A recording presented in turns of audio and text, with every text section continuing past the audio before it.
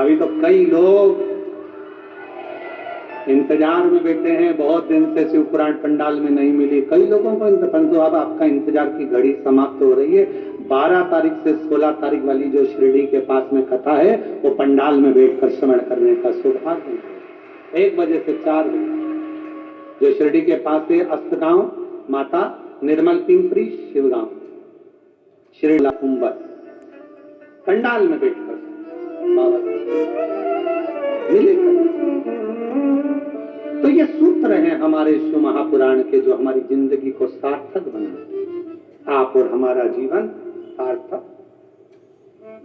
कोई पूर्व का कर्म हमारे जीवन को परमात्मा के करीब में लेकर जाए, पूर्व का। और जब कोई पूर्व का कर्म हमें परमात्मा के नजदीक ले जाता है, तो वो हमारे जीवन को अपने आप सार्थकता सिद्ध कर देता है। तो निवेदन है, परिश्रम, पारदर्शिता, प्रेम और पवित्रता, ये 4 चीज हैं। इसमें पवित्रता मन की भी होना चाहिए, हृदय की भी होना चाहिए और चित्त की भी होना चाहिए। शंभो शरण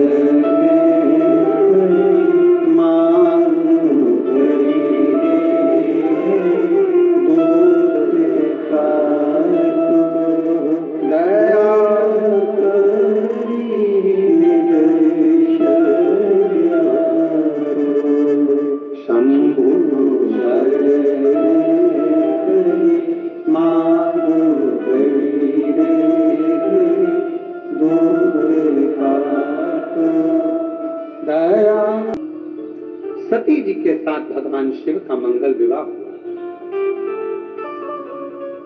दक्ष प्रजापति की कन्या है माता सती, रति की बहन मां सती, प्रसूति की पुत्री मां सती। माता सती ने जन्म,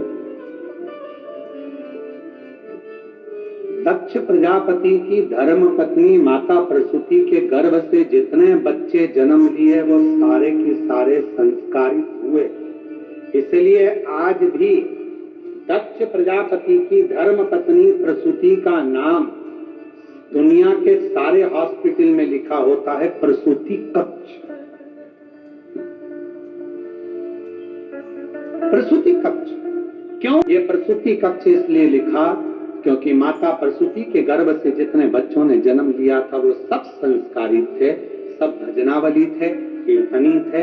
तो यहाँ इस कक्ष में जो बच्चा जन्म ले वो संस्कार है। सबसे बड़ी दौलत है महाराज, आपका बच्चा संस्कारवान। मालूम पड़े वो अपशब्द कहे तो बेटा, दुनिया की सबसे बड़ी दौलत है आपके बच्चे संस्कारित निकल जाएं, आपका आदर करें, सम्मान करें, सत्कार करें, आप जी लगाकर बात करें, आपको प्रेम से बोले, चिढ़कर ना बोले, तो समझ लो कि आपकी जिंदगी सार्थक है। कर्मचारी लगे रहते हैं, सर जी सर जी सर जी करते हैं, और घर पर जब वो अधिकारी पहुंचता है तो उनकी औलाद ही उनसे तमीज से बात नहीं करती। के पीछे नौकर लगे, जिसके पीछे 5-10 कर्मचारी लगे हैं, सर सर सर सर कर कर बात कर रहे हैं, आप जी लगा कर बात कर रहे हैं, और वही अधिकारी जब अपने घर में पहुंचता है तो उसको सम्मान के शब्द उसकी औलाद से नहीं मिलते। औलाद तो किस काम का तुम्हारा कमाना और किस काम का तुम्हारा अधिकारी बनना? बच्चों को सबसे जरूरी है संस्कार। संस्कार हो, बच्चों का अच्छी जगह विवाह हो। बेटी का विवाह तो फिर भी चल जाता है कि बेटी को विदा कर दिया, पर सबसे ज्यादा टेंशन बेटे के विवाह की रहती है कि बेटी तो चली जाएगी, हमारे घर के संस्कार जो हमने दिए हैं वो लेकर जाएगी, पर हमारे यहाँ जो आएगी जगदम्बा वो कैसी आएगी? ये हमने तो अपनी बेटी को जो संस्कार दिया वो लेकर जाएगी। हमारी बेटी ऑफिस से आती है, खुद चाय बनाती है, कॉफी बनाती है, देती है, पापा मम्मी लाओ मैं कर दूं, लाओ पापा मैं कर देती हूँ, पापा आज लेट क्यों हो गए, मम्मी आज ऐसा क्यों हो गया। हमारी बेटी में तो इतने संस्कार है, पर कौन सी बेटी हमारे बेटे के लिए आ रही है, उसमें क्या संस्कार है ये हमको नहीं मालूम।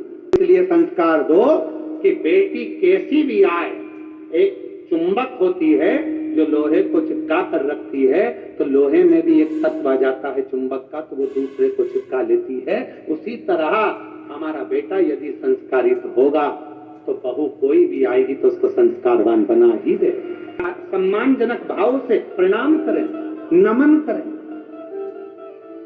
और कौन सिखाएगा इनको? अपने को तो सिखाना। मैंने अपने बच्चे से कहा, ऐ सुन, गुरु जी को प्रणाम कर, नहीं कर, गुरु जी को प्रणाम नहीं कर रहा, चल जा कर, नहीं कर। माँ ने 2 थप्पड़ दिया, अपने गुरु जी प्रणाम कर, नहीं कर। पिताजी आए, बेटा गुरु जी प्रणाम करो, नहीं। पिताजी ने भी 2 धरके दिए। गुरु जी ने पूछा, क्यों मार रहे हो?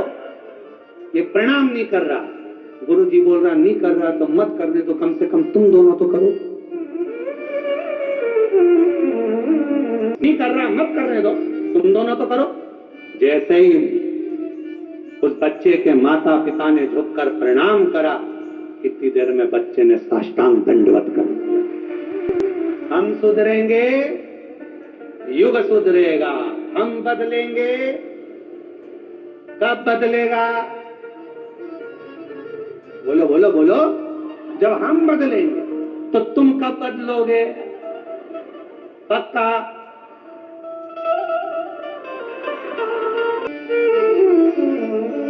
भाई अपना बदलना बहुत जरूरी है।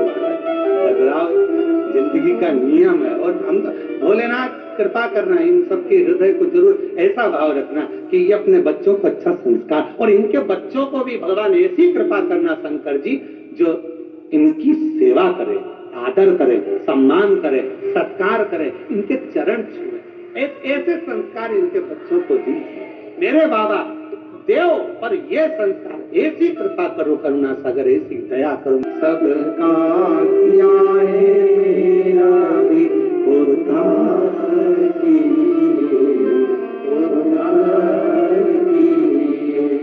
हे त्रिपुरधारी, हे त्रिशूलधारी, हे त्रिपुरधारी, हे त्रिशूलधारी। कोई हमारा पूर्व का सुख होता है जिसके कारण हमको पवित्र भाव उत्पन्न होता है।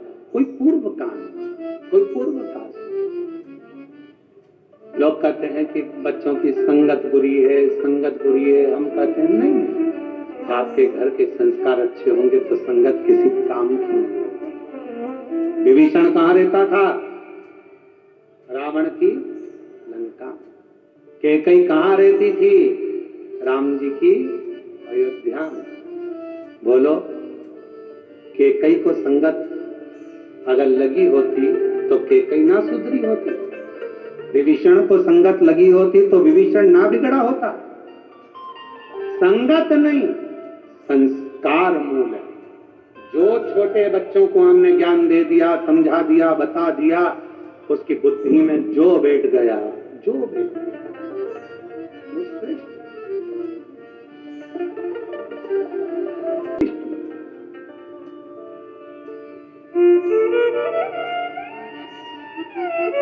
आज हमारे अपने बच्चे हमसे दूर होते चले जा रहे हैं। एक प्रसंग आता है बड़ा सुंदर, आप सबने मां सती का प्रसंग श्रवण करा। सती मैया का विवाह शिव जी के साथ होता है। मां सती विवाह करती है शंकर, और जब मां सती भगवान शिव जी से विवाह करती हैं, आप सबको ज्ञात होगा कि सती मैया का स्वयंवर हुआ, सबको निमंत्रण दिया गया, पर शंकर भगवान के निमंत्रण नहीं गया। सती मैया माला लेकर आई, देखा सब थे, शिव नहीं थे। सती मैया ने माला किसी के गले में नहीं पहनाई। एक सखी दौड़ कर आई और कहा, सती, जिस शिव को तू प्रेम करती है वो शिव की तो मूर्ति बाहर खड़ी है, तेरे पिताजी ने उसको द्वारपाल बना दिया। दक्ष प्रजापति ने द्वारपाल बनाया? हाँ। दौड़ी सती, माता सती दौड़ते दौड़ते गई और भगवान शंकर की मूर्ति थी, पाषाण की, पत्थर की। उस मूर्ति के गले में माला पहनाने से पहले माता सती ने कहा, आप आए कि नहीं आए पता नहीं, पर आपकी मूर्त को माला पहना रही हूं। समझ लेना मैं आपको माला पहना रही हूं और मुझे अपना लेना। जैसी मूर्ति को माला पहनाई शंकर भगवान प्रकट हो गए। पाषाण की पूजन होती है, हाँ, क्योंकि केवल भारत की भूमि पर एक सनातन धर्म, एक ऐसा धर्म है जो पत्थर में भी परमात्मा को प्रकट कर लेता। केवल एक सनातन धर्म ऐसा है जो पाषाण में भी परमात्मा को प्रकट कर सकता है।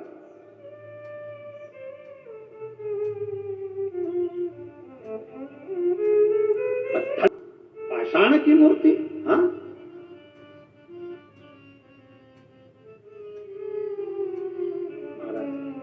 शिव प्रकट हो, सती मैया को प्यार है, शादी हो गई, जिसको माला पहनाएगी उसके साथ विवाह, शिव जी के साथ शादी।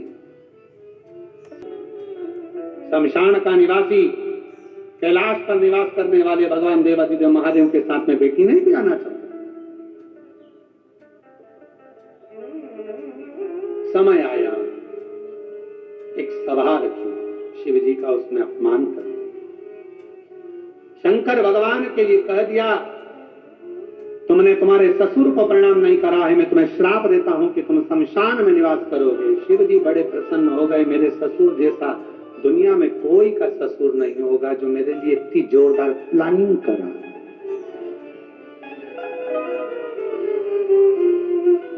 इतनी जोरदार प्लानिंग कौन का ससुर करे? अगर तुम्हारा ससुर तुमको शमशान के अंदर प्लाट दे दे तो तुम झगड़ा कर लो, तेरे पापा ने ऐसा कर दिया, मेरे को शमशान में प्लाट दे दिया, साहब सबको अच्छी जगह दिया, मुझे शमशान में दिया, शमशान में क्या करूंगा मकान बना के? कोई शमशान में मकान बनता है क्या? पर शंकर भगवान को श्राप लगा, हे शिव मैं तुझे श्राप देता हूं, तुम शमशान में निवास करोगे।